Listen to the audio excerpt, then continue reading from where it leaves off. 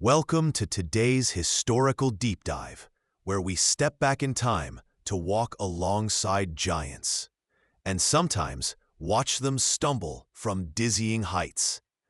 If you think you know the story of Napoleon Bonaparte, prepare to see the man behind the legend, the ambition driving the emperor, and the surprising moments that defined a world-altering legacy.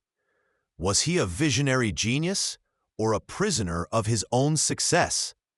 If you love immersive, real storytelling about ambition and downfall, hit like and subscribe. It helps us more than you know. And as we journey through Napoleon's life, drop a comment with your favorite Napoleon quote or the moment that shocked you most. Let's begin and change the way you think about history. You stand on the banks of the river Niemen in June 1812. Before you stretches a sight unmatched in history.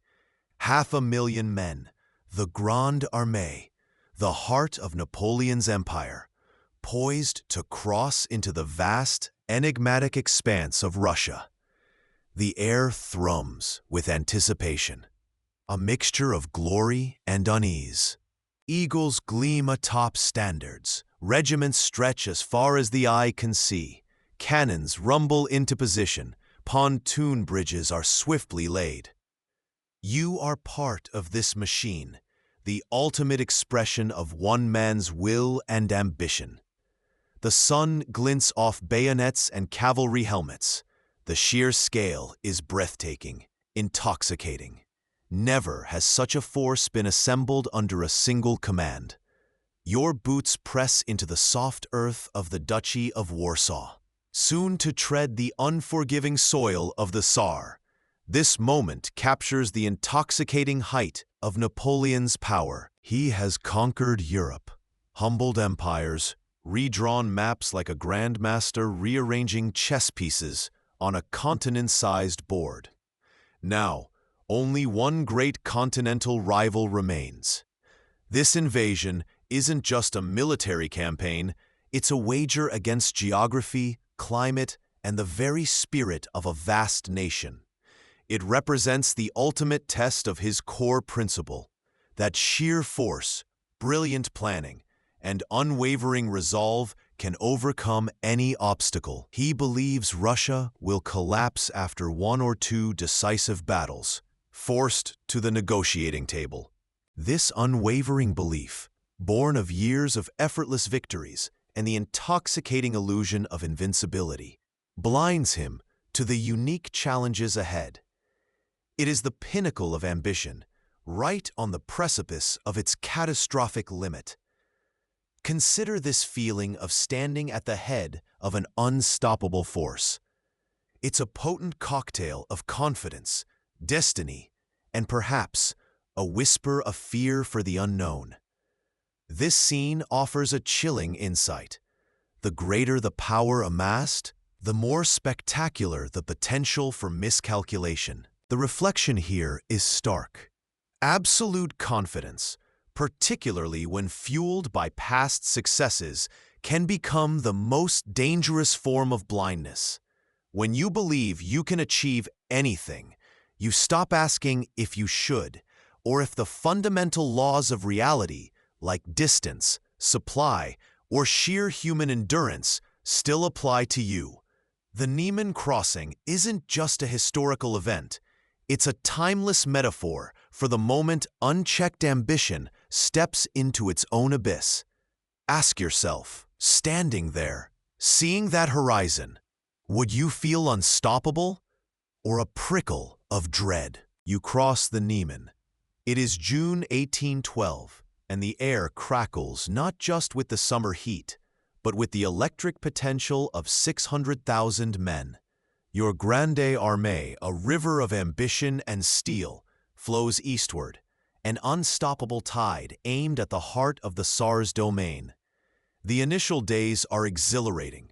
This is it, the grand design, the swift march, the decisive battle that will force Alexander to heel, just like so many before him.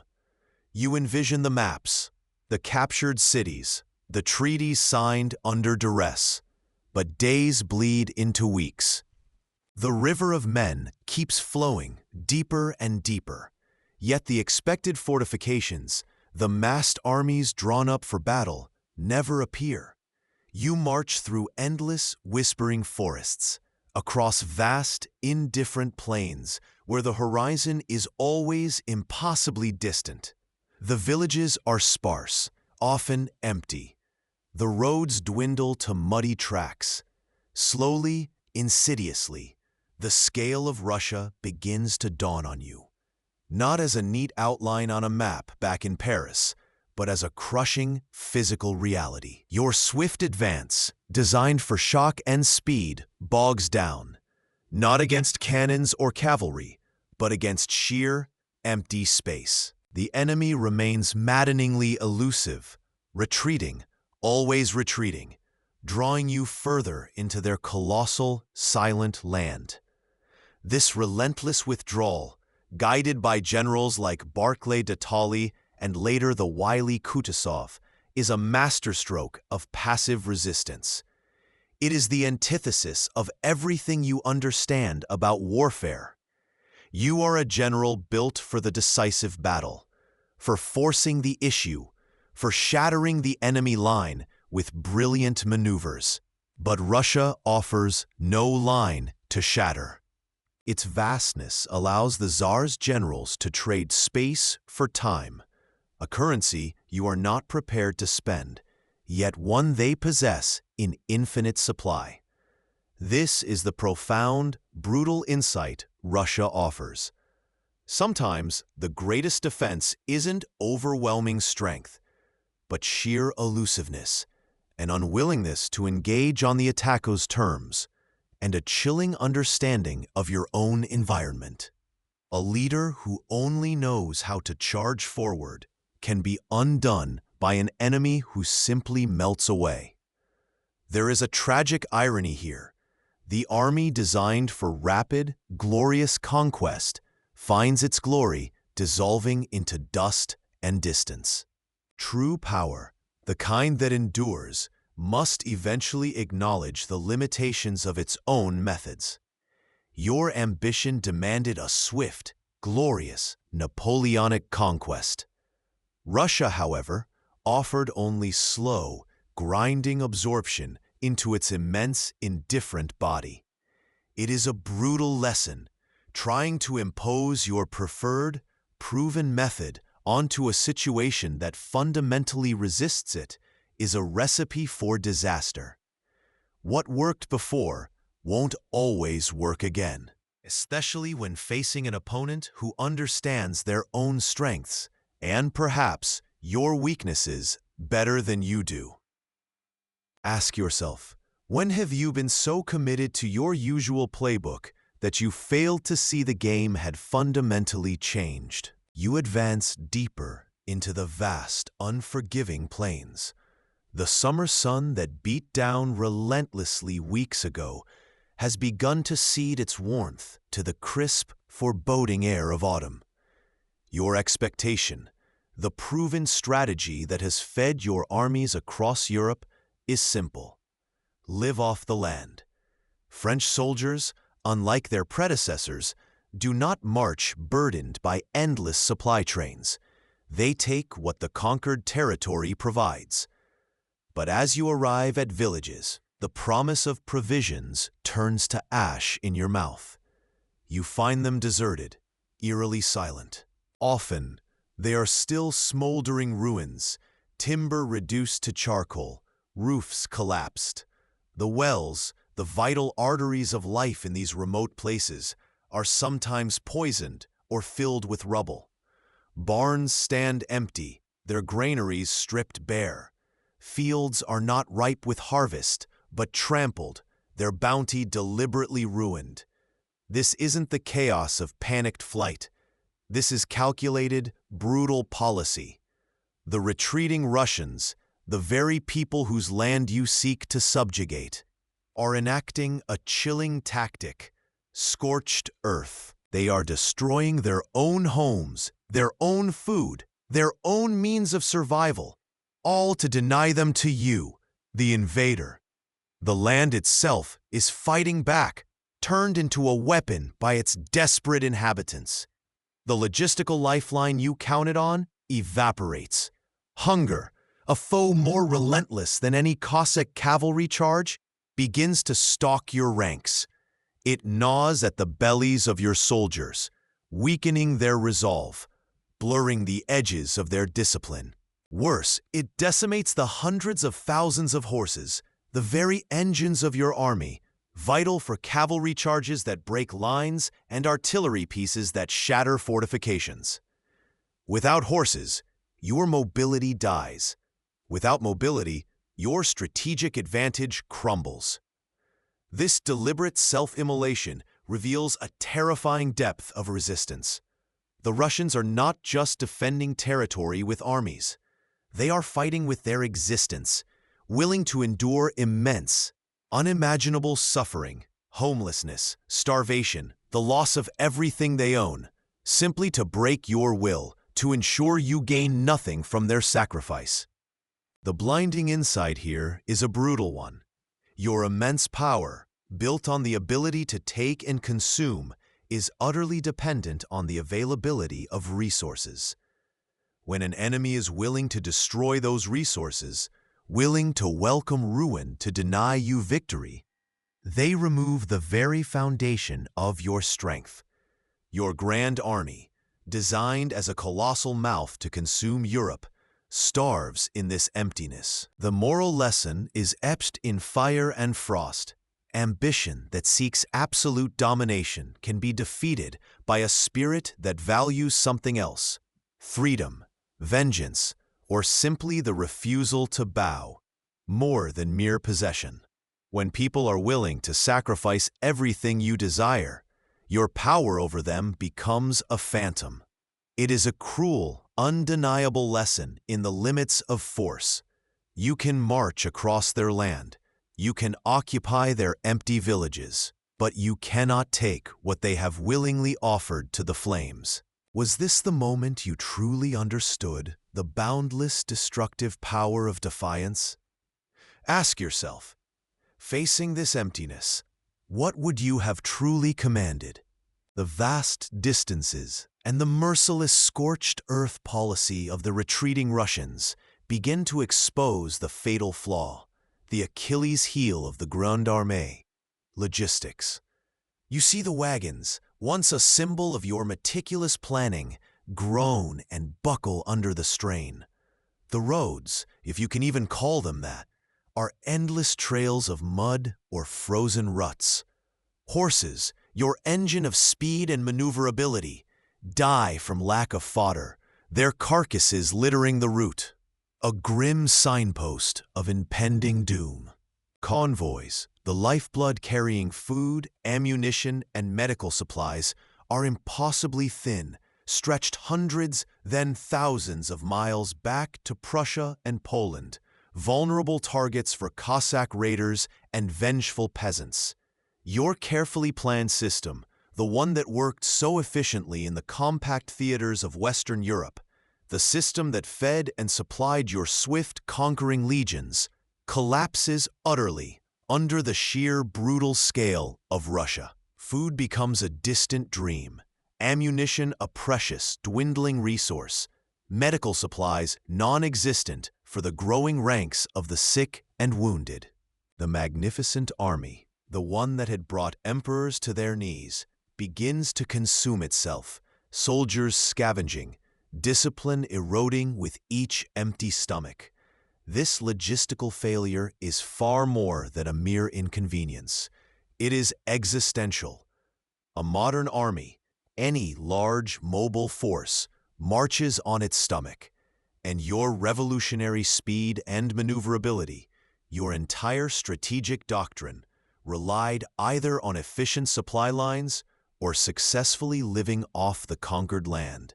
With both failing simultaneously, the army's strength erodes daily, not primarily in battle, but through sheer, relentless deprivation, through starvation, disease, and exposure. The profound insight here is brutally clear for any large undertaking, for any leader with a grand vision. Even the most brilliant strategies, the most audacious ambitions, will fail inevitably if the mundane, practical details of execution are neglected or overwhelmed. Ambition unrestrained must be anchored firmly in practical reality. Ask yourself, was the vision of conquering Russia too magnificent? Or was the failure simply in counting the steps? The reflection hits hard. The most brilliant mind, the most iron will, cannot defy physical laws. You can command men, their courage, their loyalty, but you cannot command wagons to move faster than horses can pull them across impossible distances, or command food to miraculously appear where the enemy has burned every field. The moral, stark and unforgiving, is that true leadership in any endeavor requires meticulous attention to detail, a grounded, realistic assessment of limitations and capabilities, not just sweeping strategic strokes painted on a map. Neglecting the mundane, underestimating the practical, can be the absolute undoing of the magnificent. You push deeper into the seemingly endless plains, the Grand Army a tide flooding the vastness of Russia. Your seasoned mind anticipates the familiar rhythm, the crushing victory on the field, the enemy's army shattered, followed swiftly by emissaries arriving under a white flag, the vanquished monarch suing for peace, ready to negotiate the terms of his survival. It has worked before, in Vienna, in Berlin, across a continent bowed by your will. But this time, the expected cadence breaks.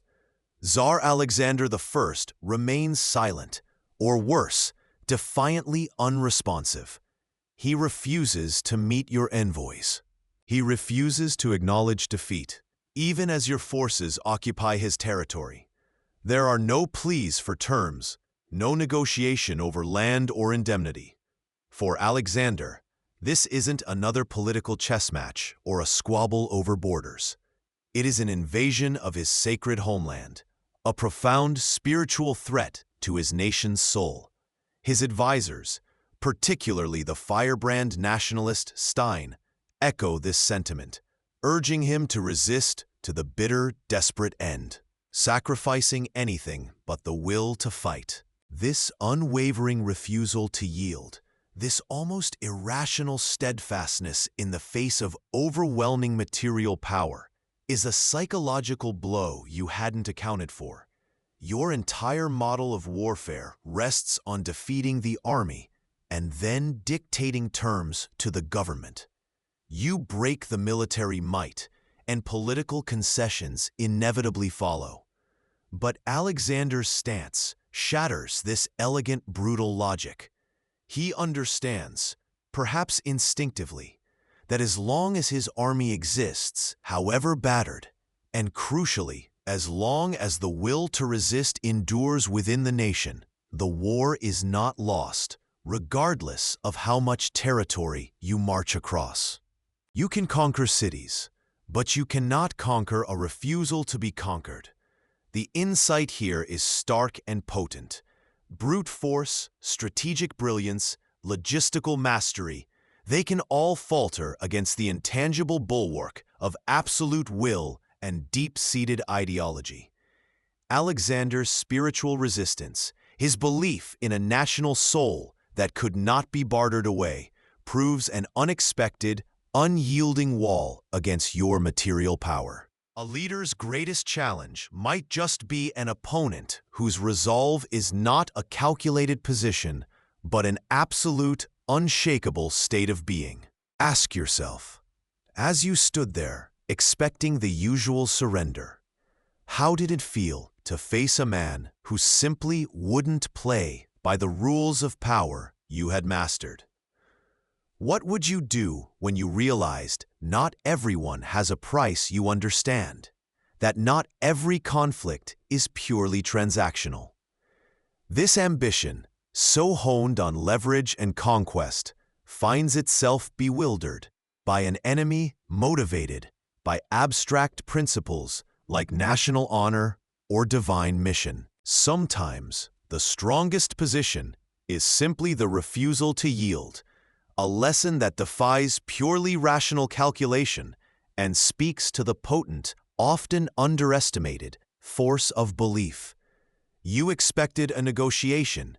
You got a declaration of faith. The sun beats down like a hammer, a relentless forge, turning the Russian plains into an oven. You are marching towards Smolensk, an ancient city etched into the landscape, a walled prize promising respite or perhaps a stand. But the miles stretch ahead like an endless ribbon of suffering. This isn't a swift cavalry charge or a glorious battlefield confrontation. It's a slow, agonizing grind. Dust billows from the thousands of boots, choking you, coating everything in a fine, gritty film. It settles in your throat, stings your eyes, and mixes with sweat to form a muddy paste on your skin. Water is a mirage, rationed out in meager, lukewarm sips that offer no true relief. The heat is a physical presence, a heavy blanket suffocating the life out of the marching columns. The enemy isn't just ahead, they are everywhere. Cossacks, those elusive, relentless riders, dart in and out, harassing the flanks, striking at the rear, cutting off stragglers, and vanishing before you can bring your main force to bear.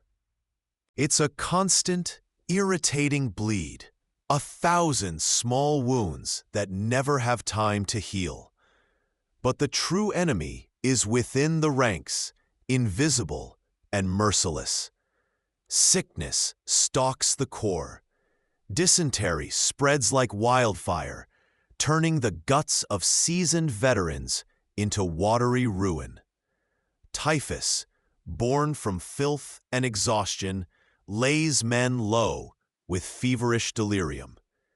You see soldiers stumble, fall, and lie gasping by the roadside, their uniforms caked with dust and sickness, abandoned by the relentless tide of the army. Thousands fall out, not from a cannonball or a bayonet thrust, but from the sheer brutal reality of endurance pushed past its breaking point. This isn't glorious sacrifice. It's quiet, ignominious collapse. The Grande Armée, the force that swept across Europe, is bleeding strength with every single mile. The losses to disease and exhaustion are staggering, far outstripping the casualties suffered in the scattered skirmishes. It's a horrific form of attrition, a passive resistance from the land itself, and an enemy that refuses to offer the decisive battle Napoleon craves. His initial genius, the speed, the concentration of force designed to overwhelm an opponent, is being systematically nullified. The vastness of Russia, the harsh environment, the enemy's willingness to retreat and deny battle are turning his strategic advantage against him. The pace that should have brought swift victory is instead becoming a self-destructive force, cannibalizing the very army it relies upon. It's like watching a magnificent clockwork machine slowly seize up, not because of a direct attack, but because the gears are grinding without oil, choked by dust and strain. The insight here is stark, brutal. Success isn't just about how fast you can move or how hard you can strike. It's about how long you can sustain the effort. It's about the resilience of your logistics, the health of your soldiers, the foresight to anticipate obstacles beyond the human enemy, an ambition that outstrips endurance, that fails to account for the fundamental limits of men and materiel, is not just flawed, it's a blueprint for ruin.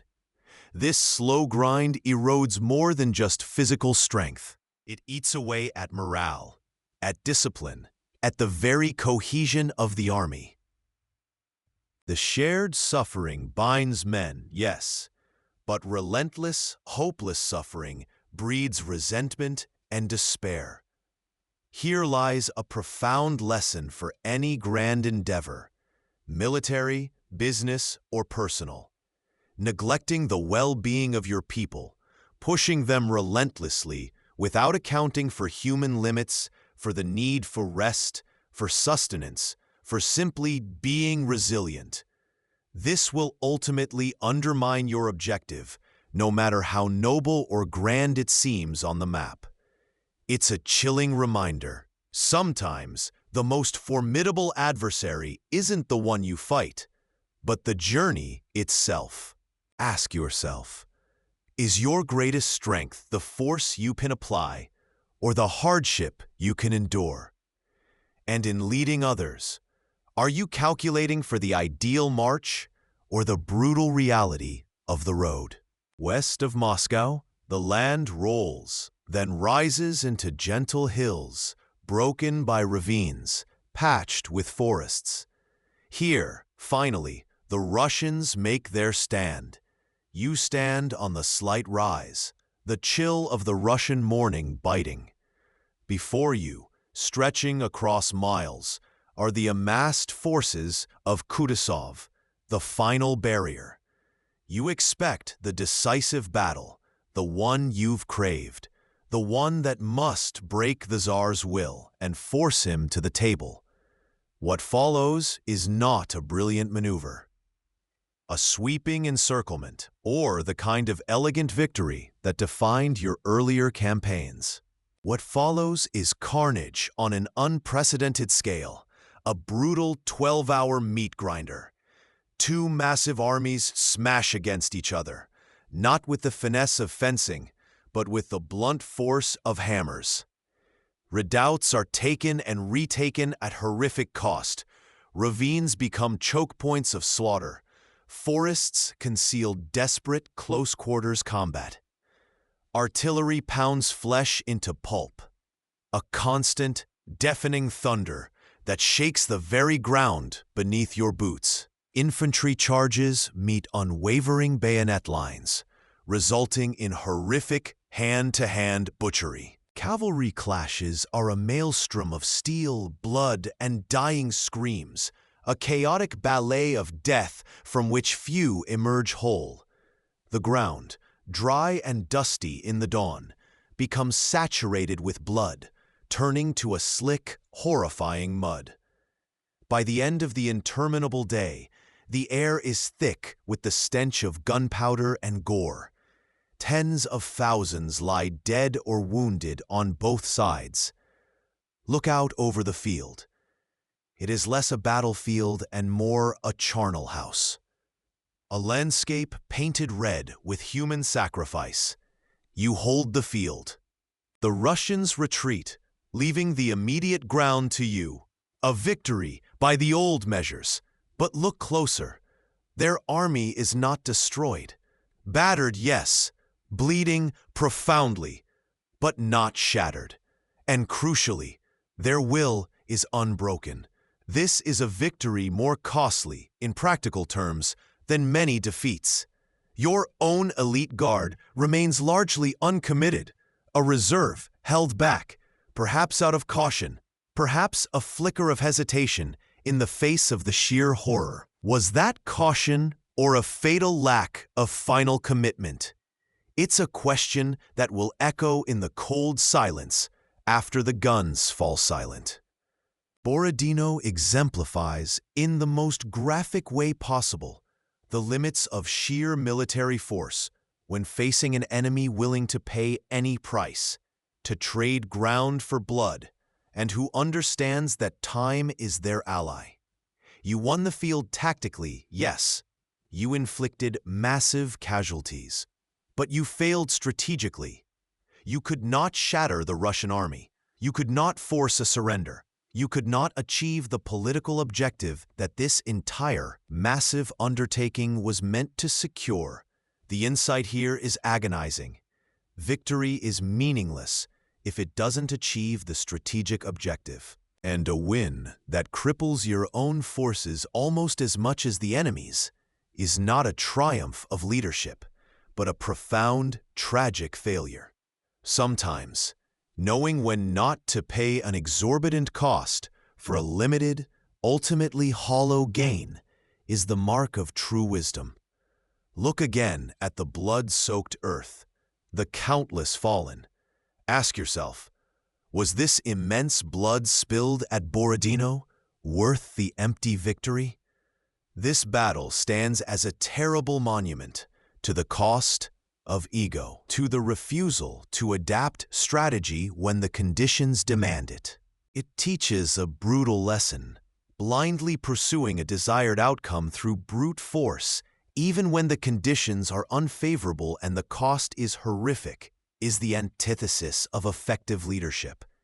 True success isn't just achieving a goal, it's achieving it with an understanding of value, cost, and the long-term consequence.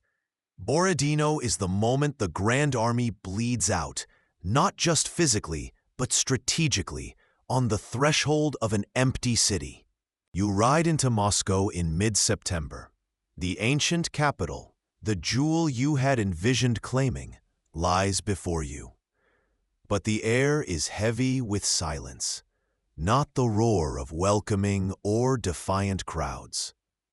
This city, the prize for a march that has bled your army across a continent, is eerily, profoundly quiet. Almost deserted, the great bell towers stand sentinel over empty streets.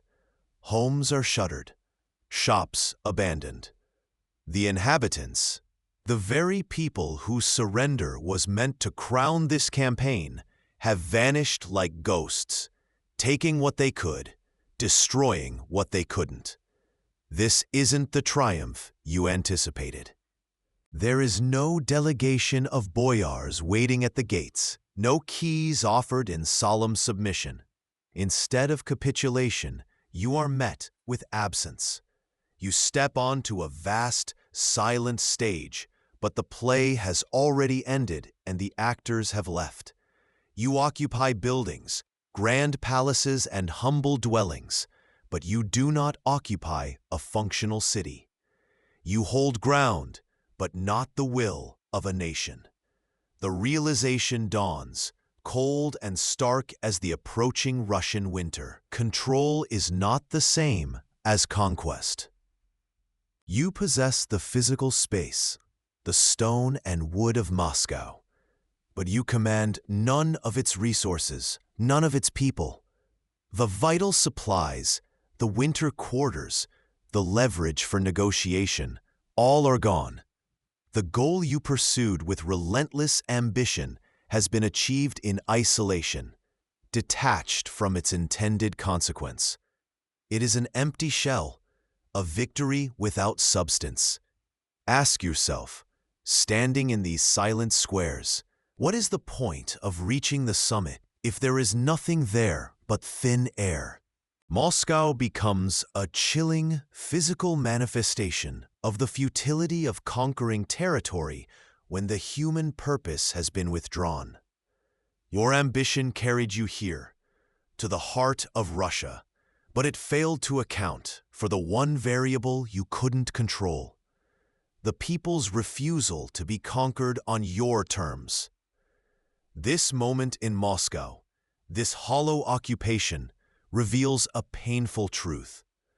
Ultimate success, defined purely by reaching a geographical point or acquiring a physical asset, is meaningless if it doesn't serve the larger human purpose. It's a profound, brutal lesson in the difference between occupation and true influence, between mere possession and command over outcome.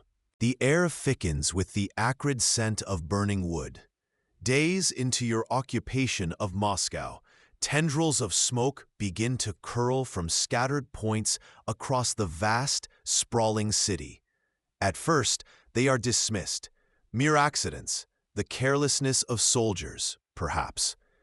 But quickly, the winds whip them into furious, hungry beasts. The fires spread with terrifying speed, leaping across streets, devouring block after block of the mostly wooden city. It is not just buildings that burn, it is everything. Irreplaceable supplies, painstakingly transported across impossible distances, vanish in the heat. The very shelter you sought for your weary army, the hope for a winter sanctuary, turns to ash and smoke. Whether started by Russian patriots choosing destruction over subjugation, by convicts released from prisons with fire in their hearts, or by the chaotic sparks of war, the result is the same: catastrophe. The golden domes and vibrant colors of Moscow melt into a fiery maelstrom. You are forced from the sanctity of the Kremlin itself as the flames lick closer, a searing, undeniable declaration of defiance. The prize you seized with such effort is being immolated before your eyes, willingly offered up as a sacrifice to deny you comfort, resources, or leverage. This is not just war.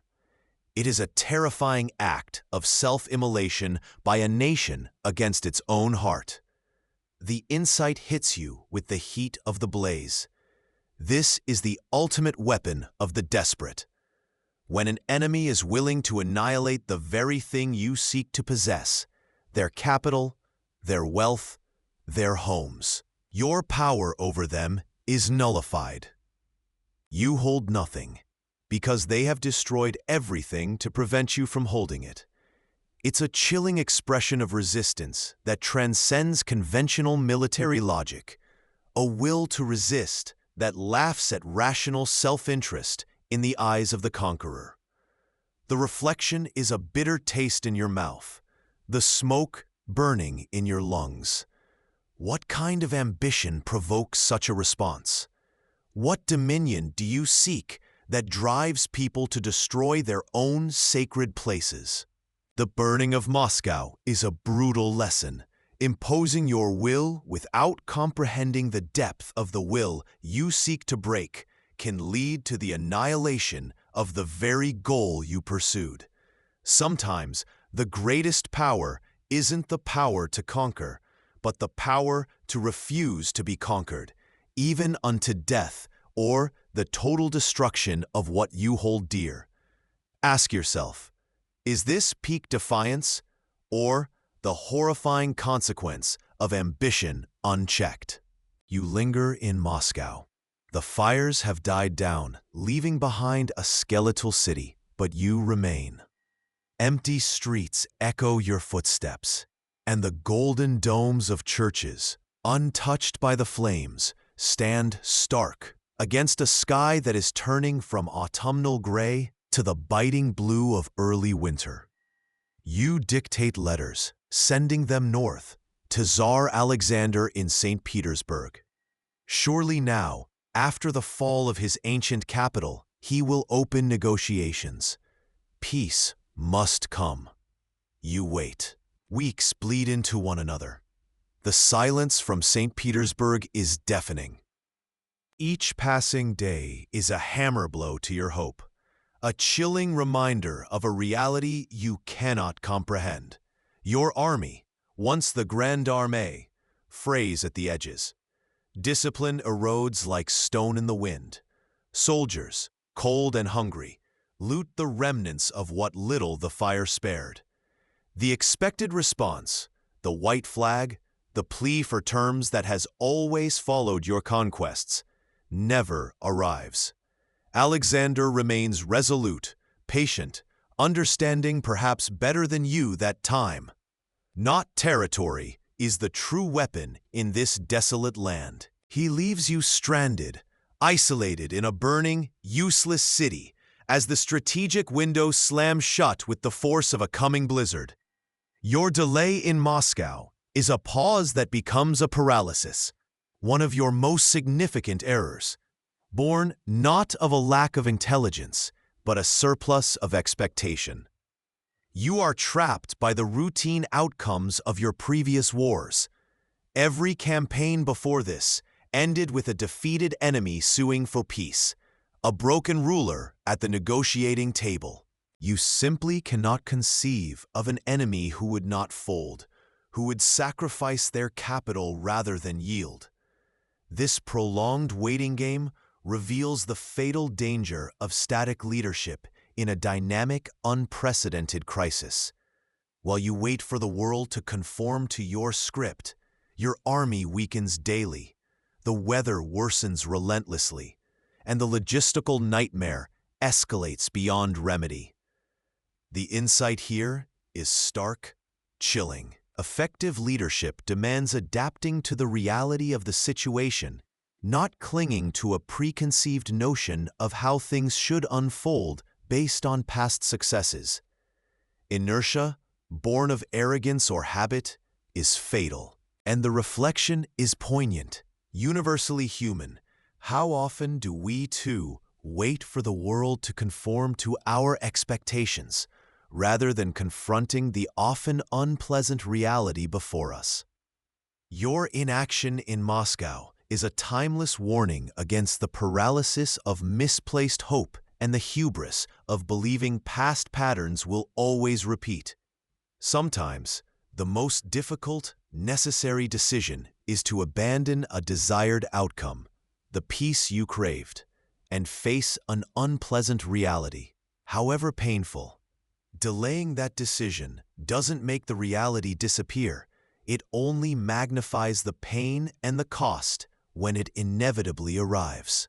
You are learning, perhaps too late, that the greatest opponent is not always the enemy army, but your own inability to change course when the landscape shifts beneath your feet.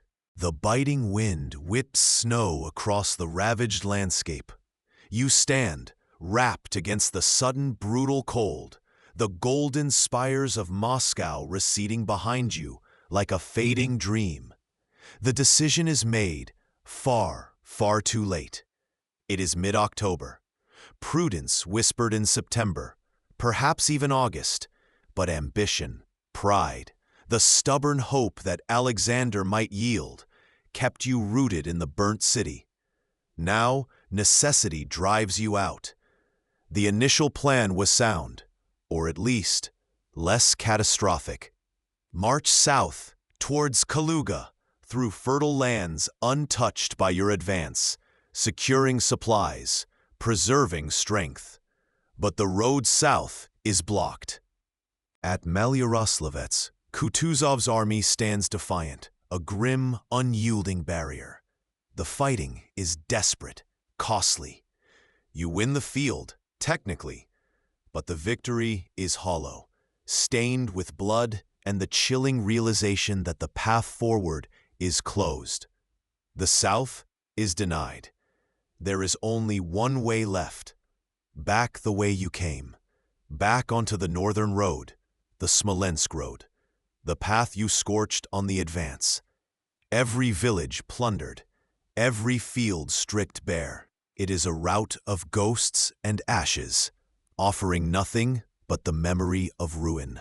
This isn't the calculated withdrawal of a master strategist. It's the grim, forced retreat of an army already bleeding vitality.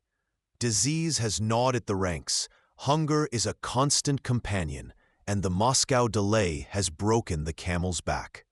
You watch the Grande Armée, once a glittering tide of invincible will, now a shuffling, ragged column swallowed by the vast, indifferent Russian plains. The initial illusion of an orderly, strategic movement dissolves with every freezing step. It isn't a strategic withdrawal. It is the slow, agonizing dissolution of an empire's might. It's a confession of strategic failure, held off so long that the penalty is utter ruin. The brutal insight crystallizes with every death along the roadside. The longer you cling to a failing reality, the more utterly devastating the reckoning when that reality finally forces its hand. You denied the strategic impasse for weeks, praying for a diplomatic miracle that never came. Now, the environment itself has become your most relentless enemy, weaponized by the brutal winter you scoffed at just days before. Decisive action, even painful retreat weeks ago, would have salvaged tens of thousands, perhaps even preserved the army as a fighting force. Instead, indecision has turned a potential strategic setback into a historical catastrophe. This is the hard truth burning in the frozen air. Acknowledging failure is merely the first intellectual step. The true challenge lies in the immediate, decisive action required to mitigate the damage. Your hesitation, born perhaps of pride, disbelief, or a desperate gamble, has paved this road of suffering. It's a stark lesson for anyone who wields power. Sometimes, the wisest, most courageous choice is to admit defeat early, cut your losses, and pivot, even when it shatters the image of invincibility. Clinging to a broken plan, like clinging to Moscow in the hopes of negotiation, often leads to the loss of everything. What would you have done, faced with the impossible choice between admitting failure and gambling on a phantom hope? With the fate of hundreds of thousands in your hands, the air bites colder. The answer comes too late. As November grips the land, the air itself turns hostile. You feel the breath of the Russian winter, not just cold, but a physical assault. Temperatures plummet with terrifying speed, dropping far below freezing, the kind of cold that doesn't just numb, but burns.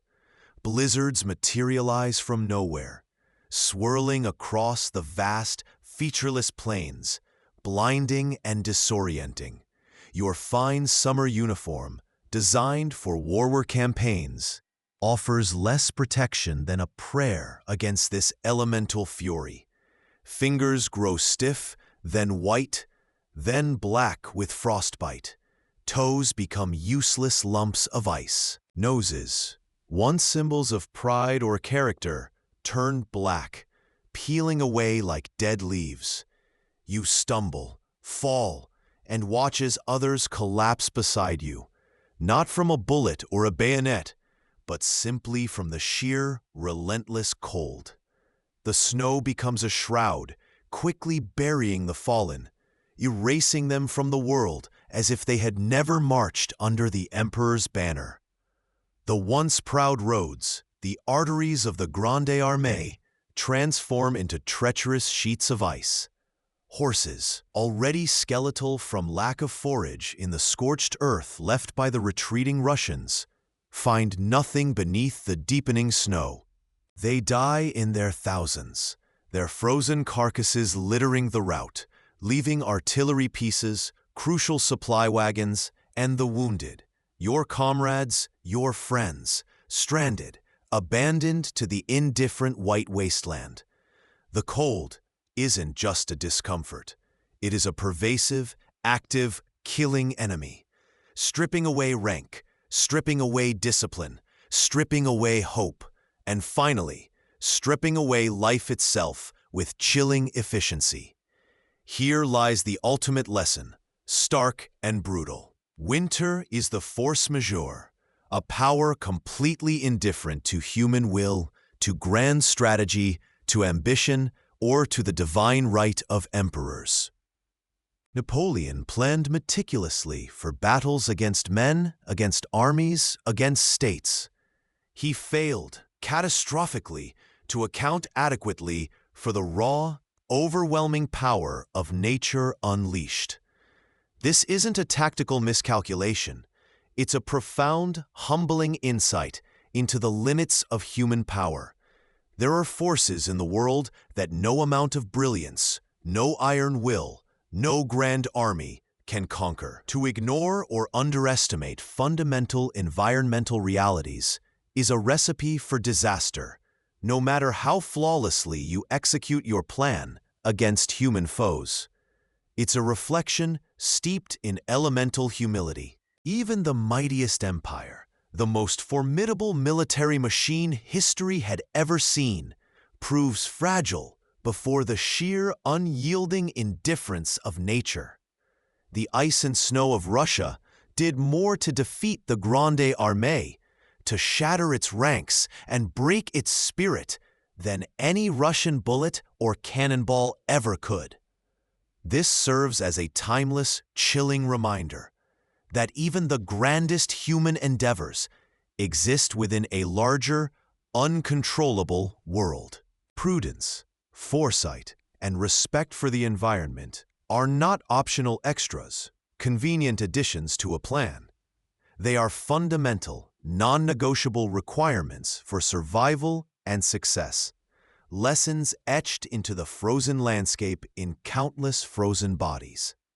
Ask yourself, was the failure to retreat earlier a strategic blunder, or the final tragic act of believing his will could conquer the very elements? The crossing is behind you. A nightmare briefly survived.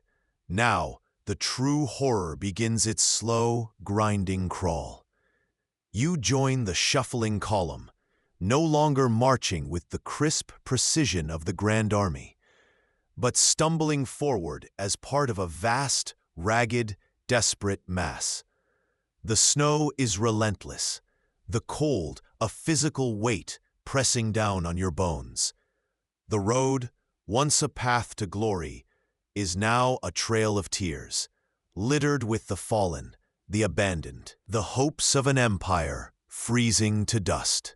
The horses, the magnificent cavalry mounts, the tireless draft animals pulling the guns and supply wagons, they are gone. Thousands succumbed to the cold, starvation, or were killed for food. Without them, the very sinews of the army snap. Cannons that roared at Borodino, emblems of French power, are left embedded in drifts, silent monuments to folly. Wagons laden with precious, life-saving supplies are abandoned because there is no strength, no will, to haul them through the drifts. The wealth of nations, brought east for conquest, is simply discarded. Hunger gnaws at you. It is a constant, sickening ache that transcends mere discomfort. It becomes a physical pain, a primal scream in your gut. Soon, the frozen carcasses of the horses become the only source of sustenance. You see men hacking at the icy flesh with bayonets, sharing strips raw, chewing on hide, anything to put something, anything in their mouths. The veneer of civilization is peeling away faster than frostbite claims fingers and toes. You witness acts of desperation, brutal and swift. There are whispers, then open acknowledgments of men resorting to cannibalism, scavenging the bodies of the recently deceased, driven by a hunger so profound it obliterates morality, loyalty, even identity. This is the abyss. Discipline, the rigid framework that held the army together, evaporates like steam in the biting air. Officers lose control, their commands ignored or met with vacant stares. Regiments disintegrate. The grand divisions of the Grande Armée dissolve into swarms of starving individuals, each foraging for their own survival. The collective purpose is gone, replaced by the singular, brutal instinct for self-preservation. You no longer belong to the guard, or the line, or the cavalry. You belong only to the pack of the desperate, moving towards a distant, uncertain hope. The glorious uniforms become grotesque parodies, tattered rags plastered with mud and ice, offering no protection from the elements, only identifying marks for the wolves and vultures that follow the column. The eagle standards, the symbols of Napoleon's imperial might, are no longer rallying points. You see them broken, sometimes even burned for a few moments of precious heat, the emblem of empire reduced to firewood. The sight is one of utter, unadulterated destitution. Miles upon miles of broken men, skeletal figures wrapped in blankets and scraps, faces gaunt, eyes hollow, stumbling through the endless white. They are no longer soldiers. They are simply suffering humanity, reduced to its most basic, pathetic state. This horrific descent into chaos and starvation is a brutal, undeniable demonstration of the fragility of order. The meticulously constructed hierarchy of the army, the chain of command, the shared identity of being a soldier of France, it all shatters under the primal, overwhelming force of unmet basic needs. This teaches a harsh lesson about leadership. It fails fundamentally, catastrophically, when it cannot provide for the basic sustenance and safety of those it commands. Glory, grand strategic objectives, the reshaping of Europe, none of it matters to a man freezing to death, his stomach empty, his comrades reduced to scavenging. What worth is conquest when your army is eating itself to survive? This scene forces a terrible, unavoidable confrontation with the human cost of ambition and miscalculation on a scale that is almost unimaginable. It poses a profound, deeply moral question that echoes through history. What is the ultimate responsibility of a leader for the suffering of those they lead? Watching these men trudge towards oblivion, you have to ask, is the pursuit of glory ever worth this? The measure of leadership, you realize with sickening clarity, isn't solely about achieving goals, however grand. It is equally, perhaps even more so, about the welfare, the dignity, and the very survival of those who enable that achievement. When the quest for empire leads to such widespread, preventable suffering, it raises urgent questions about the true value and the terrible price of that empire. The endless white stretches before you, a vast, indifferent canvas upon which the remnants of the Grande Armée etch a line of suffering. But the cold, the starvation, the sheer, crushing fatigue, they are not your only enemies now. You are no longer just retreating. You are being hunted. Along the flanks, darting from the sparse tree lines, or emerging like phantoms from the swirling snow, come the Cossacks. They are not the heavy cavalry of pitched battles, the glorious charges that once decided the fate of nations. These are light, mobile, relentless riders, the persistent, stinging torment that preys upon weakness. They do not offer battle. They swarm. They flow around the edges of the disintegrating columns, a constant, buzzing threat. You see them appear, a blur of fur hats, lances, and shaggy horses on a distant rise, then vanish. Moments later, a cry from the rear.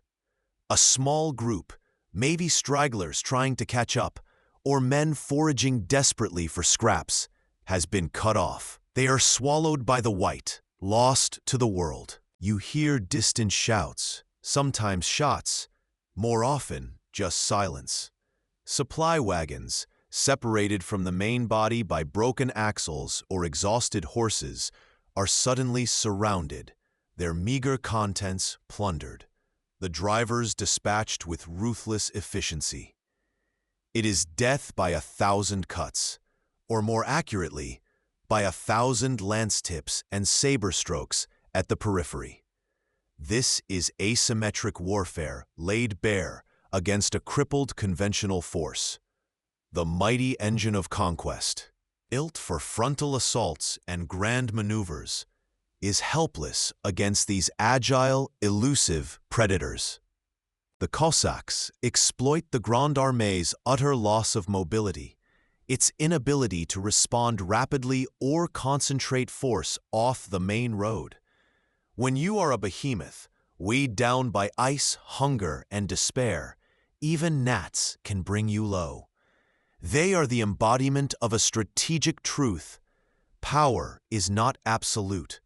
It is always relative to the situation and the strengths of your enemy. A massive, wounded entity, once capable of shattering empires, is reduced to vulnerable prey.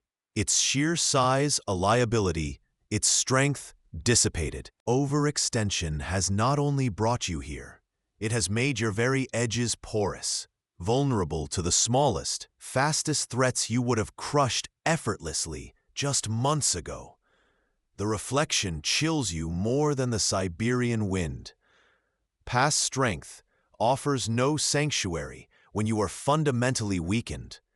The name Grande Armée, once a byword for invincibility, now serves only as tragic irony.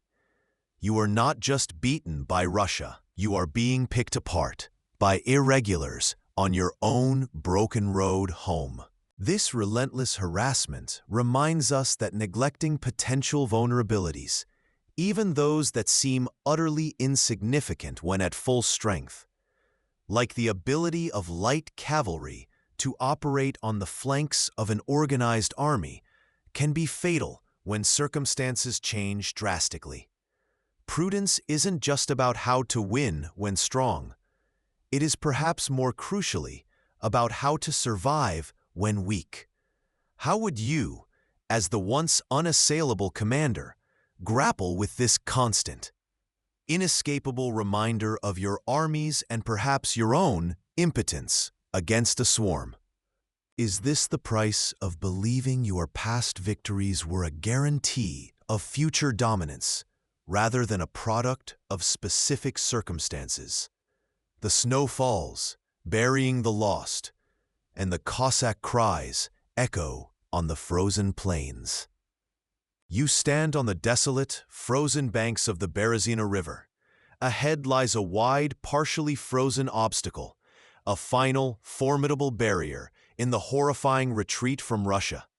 The cold bites deeper than ever, the air thick with the moans of the dying and the distant thunder of cannon. Your once proud Grande Armée is a starving, tattered shadow, harried relentlessly by Cossacks. Now, the trap tightens. Russian armies under Chichagov, close in from the south. Wittgenstein, from the north, aiming to pin you against this cruel, icy river and annihilate the remnants. Escape seems impossible, but amidst the despair, a desperate feat of human will unfolds. Your engineers, the brave pontooniers under General Ebli, work miracles. With minimal tools, frozen hands, and under constant enemy fire, they plunge into the near-freezing water. Piece by agonizing piece, they construct 2 makeshift pontoon bridges across the treacherous current. It is a task of almost unimaginable difficulty, a race against time and converging death, fueled by sheer determination and the knowledge that these fragile structures are the army's only hope. What follows is a scene ripped from the darkest nightmares. As the bridges take shape, a desperate, panicked rush begins. The riverbanks become a chaotic inferno of human desperation. Soldiers, civilians, women, and children, all caught in the retreat, surge towards the narrow crossings. Discipline dissolves. The bridges, cobbled together from scavenged timber, groan under the weight. Artillery fire from the surrounding Russian forces pounds the crossing points, turning the approaches into charnel houses. Shells explode among the packed crowds, sending bodies flying into the icy water below. Thousands fall into the river, some pushed by the surging mass, others struck down by cannon fire, many simply collapsing from exhaustion and the cold. The freezing current pulls them under, their cries lost in the pandemonium. You watch as comrades trample over the fallen, a brutal testament to the primal instinct for survival overriding all else. Wagon loads of precious supplies, abandoned in the rush, are pushed into the river, adding to the horrifying tableau of wreckage and death.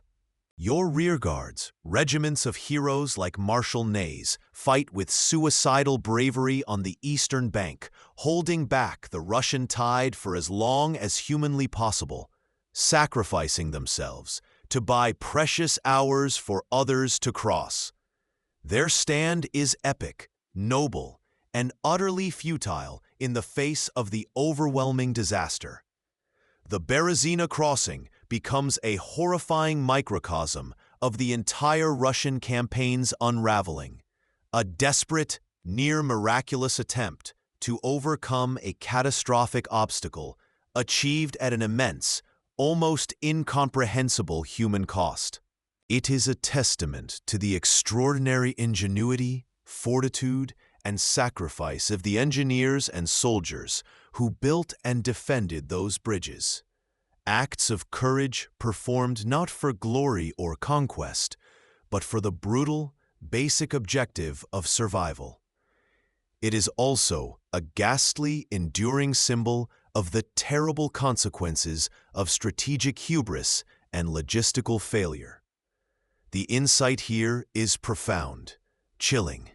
Sometimes, the greatest acts of human courage and resilience are displayed not in pursuit of victory, but in the desperate struggle to escape the consequences of defeat. Survival itself becomes the ultimate, agonizing objective. The reflection is agonizingly human. Witnessing, even from a distance, the scenes at the Berezina forces a confrontation with the ultimate price paid for leadership failure, for miscalculation at the highest level.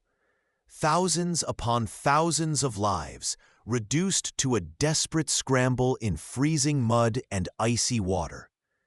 The Berezina is a powerful, tragic symbol of how the ripple effects of a single strategic disaster can cascade down, creating scenes of unimaginable suffering and sacrifice for those on the front lines.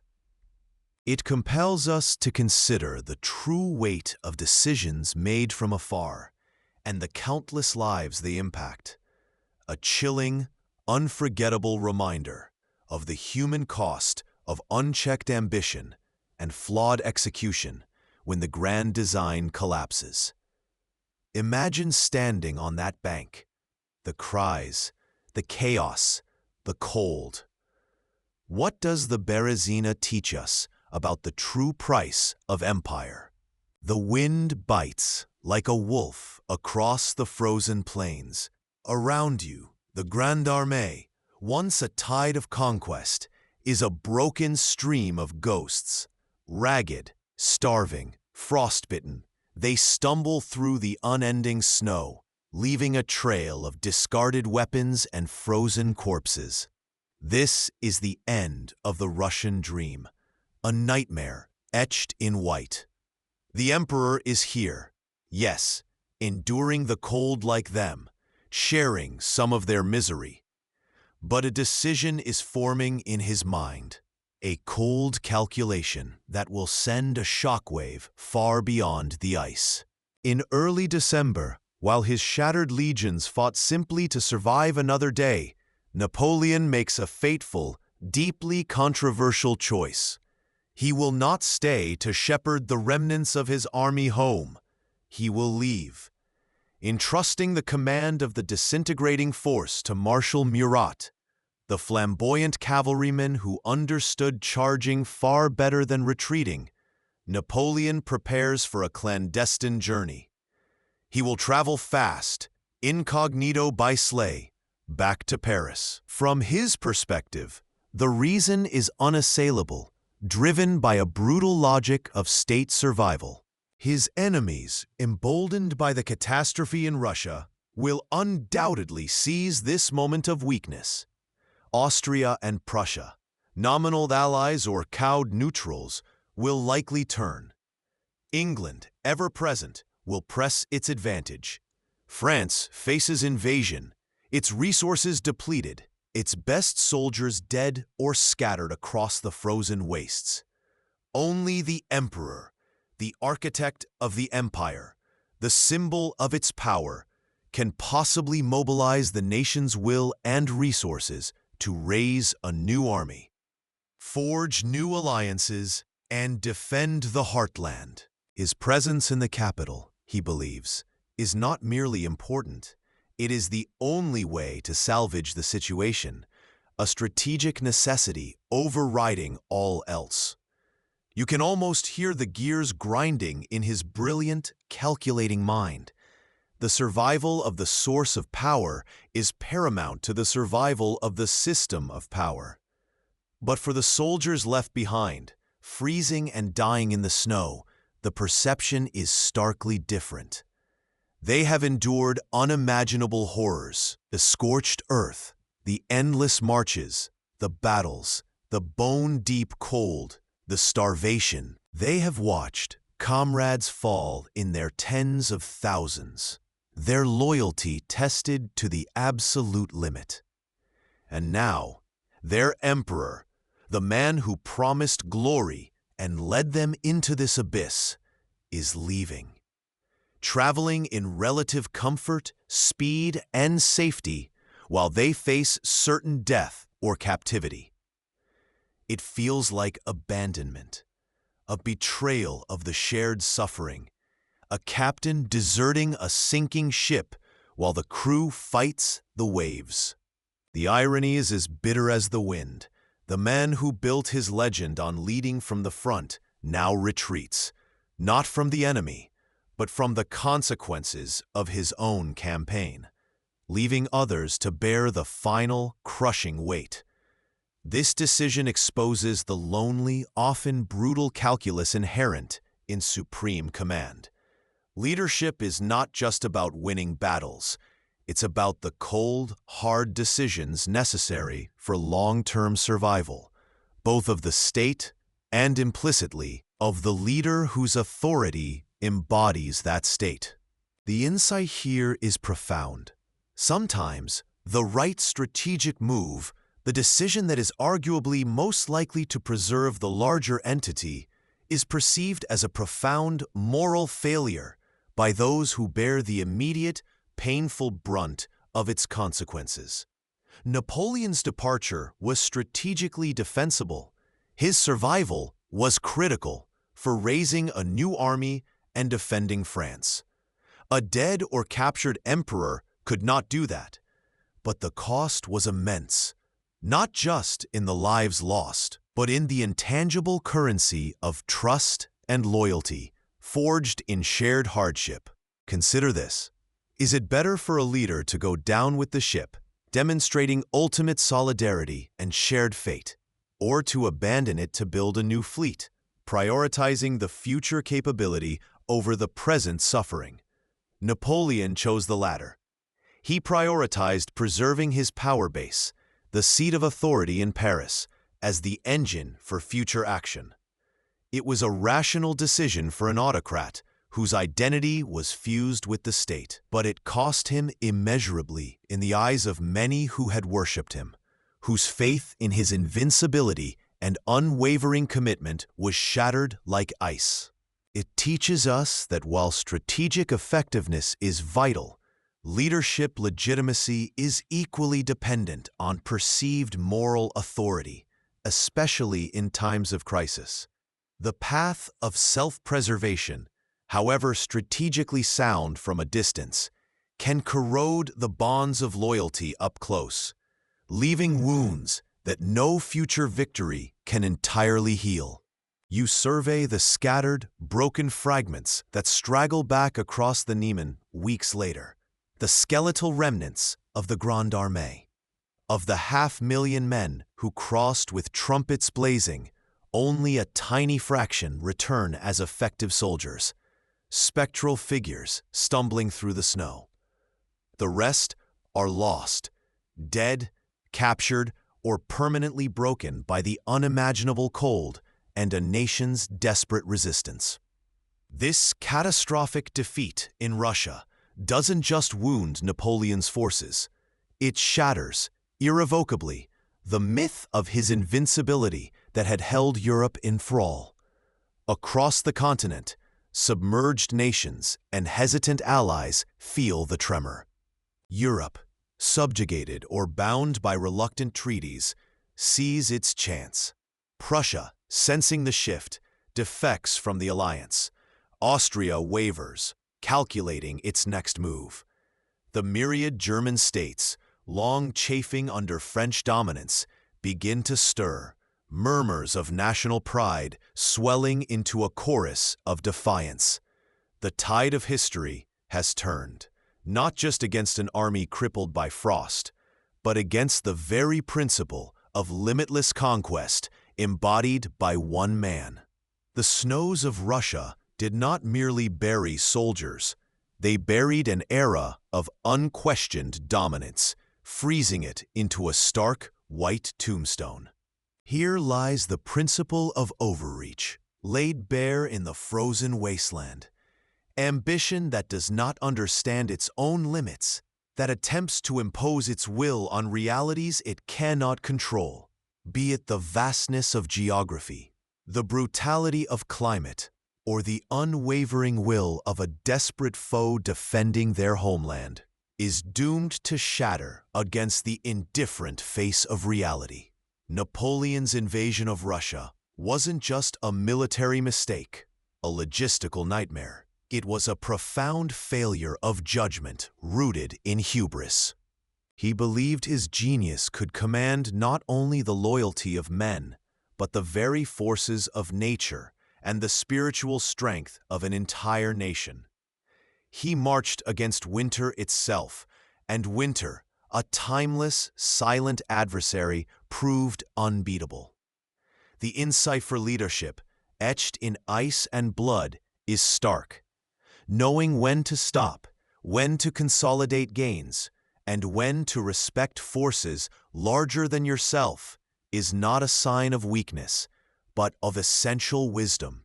Ignoring reality in pursuit of an unbounded vision, believing one's will alone can reshape the world without consequence, leads only to ruin.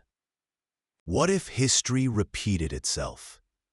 What if modern leaders, armed with unimaginable technological and economic power, again fall prey to the same belief in their own invincibility, convinced that innovation, wealth, or sheer willpower can overcome any obstacle, ignore any human cost, or defy any natural law?